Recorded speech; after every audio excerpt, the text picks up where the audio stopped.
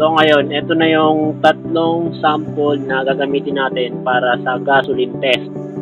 So since puro white yung gagamitin natin sa tatlong to, nilagyan ko na lang sila sa likod ng pangalan para hindi na natin makalimutan kung alin nilagyan natin ng Samurai, Extreme, or Acrylic. So ito nilagyan ko ng Samurai.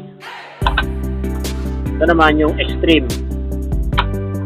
Ito naman yung acrylic paint na spray paint. So lagyan natin yan, puro puti lang, then papatuyin natin, saka natin bubuhusan ng gasolina. Tingnan natin kung sino pinakamatibay. So tara.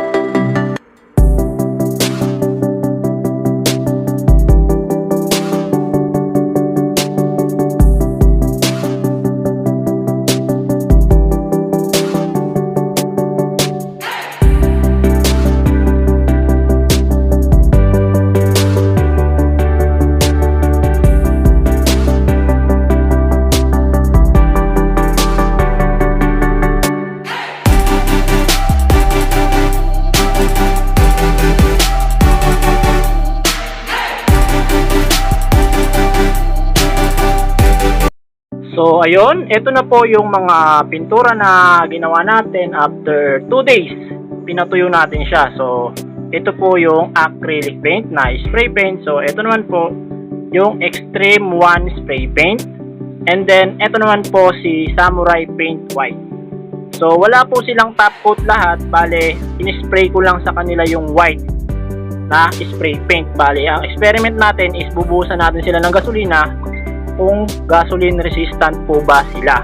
And then kapag ka meron po sa kanila nagbakbak or nalusaw, kahit po itong Samurai, Extreme, and then itong acrylic na spray paint, ang gagawin naman po nating next experiment is lalagyan naman po natin sila ng top coat and then bubuhusan uli natin sila. Baka po kasi mas matibay kapag ka mayroong top coat. And then makikita rin po natin kung magre-react tong spray paint kapag ka walang top coat or meron top coat. Sige po, tara! So ngayon, bubuhusan na natin sila ng gasolina. Pero hihingi muna tayo ng gasolina sa tropa natin mabait dito sa tricycle. So ayun, kay Kuya Cedric. So shout out kay Kuya Cedric ito sa Merioms. So ito, kukuha na tayo ng gasolina sa kanya. So ito na, sa tricycle manggagaling yung gasolina. Okay, shoutout sa nagbigay sa atin ng gasolina. Ay, may butas nga. Teka lang, may butas. So, balik tayo ng lalagyan. Lipat natin dito sa takip na ito. So, ayan.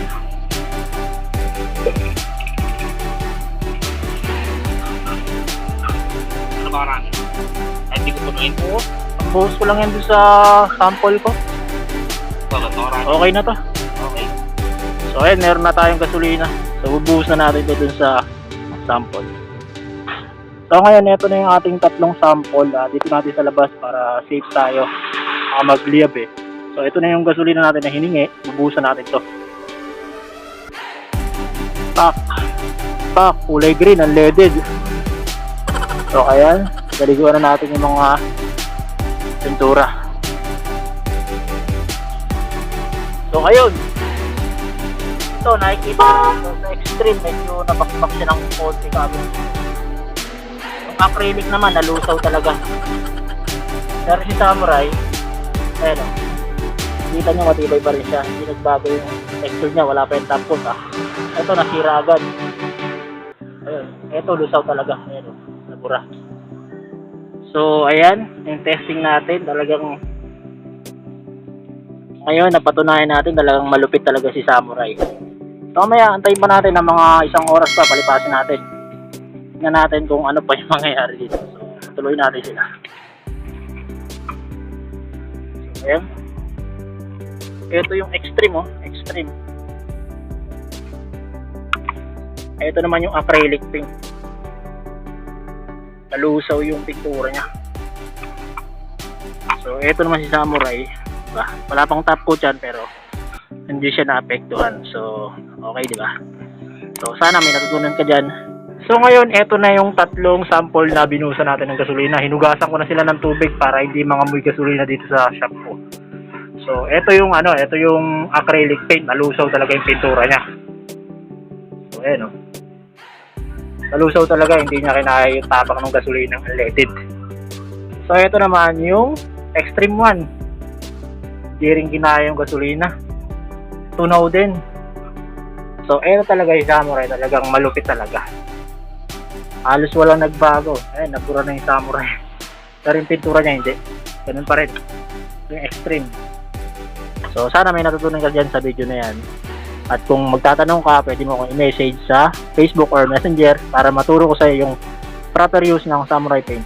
So, hanggang dito na lang. Paki-like, subscribe na rin. Maraming salamat.